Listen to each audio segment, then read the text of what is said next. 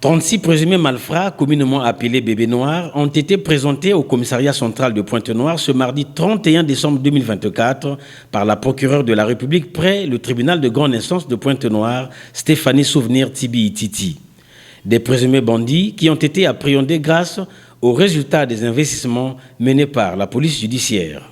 C'est ce qui a valu la communication donnée par la procureure de la République près le tribunal de grande instance de Pointe-Noire. La ville de Pointe-Noire a été secouée dans la nuit du 18 au 19 décembre 2024 par l'irruption des délinquants communément appelés bébés noirs dans les quartiers Vungu et Lusala, dans l'arrondissement 3 Tchétché, Paka et Timbambuka, dans l'arrondissement 6 Ngoyo, entraînant des troubles à l'ordre public et une panique. Pendant que les recherches en vue d'identifier les principaux protagonistes étaient engagées, un autre secteur de la ville, à savoir le quartier kilomètre 4 dans l'arrondissement 1 et mairie Patrice Lumumba, enregistrait l'affrontement de deux groupes rivaux en date du 20 décembre 2024. En réaction à ces agissements de nature criminelle, les services de police ont immédiatement engagé des recherches en vue d'interpeller leurs auteurs.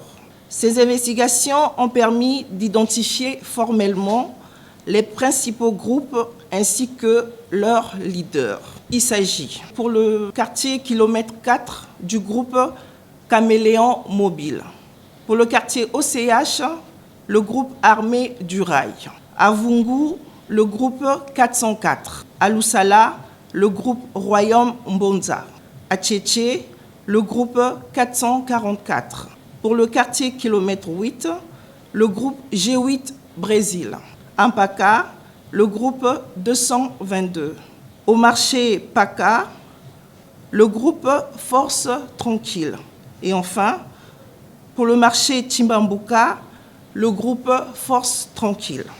Des opérations de police ciblées ont été menées, conduisant donc à l'arrestation de 36 individus membres de ces bandes organisées dont l'âge varie entre 17 et 30 ans. Placés en garde à vue, ils seront présentés à mon parquet dans les tout prochains jours et seront poursuivis pour association de malfaiteurs conformément aux articles 265 et suivants du Code pénal. Par ailleurs, la procureure de la République a rassuré les populations de Pointe-Noire de leur sécurisation et de l'implication des forces de police pour leur quiétude.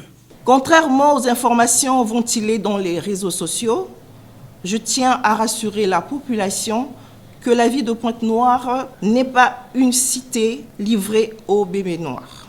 Les faits supposés d'éviscération d'une femme enceinte sont tout simplement fallacieux.